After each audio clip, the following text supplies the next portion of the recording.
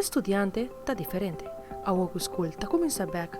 Tem algum estudiante que está contento, outro não está triste, outro não está sentindo nervio para coisa novo ou ansiedade.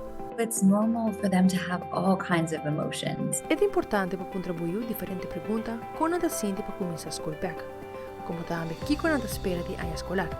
We think we need to swoop in and save them from the feeling.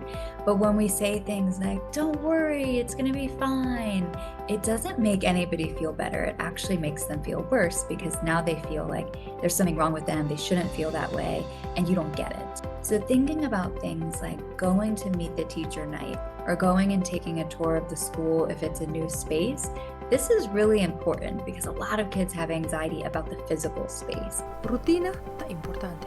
Pensei, está importante para ter uma rotina como uma. Tem vakantie, hora de dormir, ou pode dormir de laat. Pero algum dia para mim que a escola começar, mas começar uma rotina de dormir mais tempão. Tempo búsqueda e material na escola, claro. E sempre manter uma conversação com o tocante conta baiana na escola. E Fabiola Angela Hernandez, para ter notícia.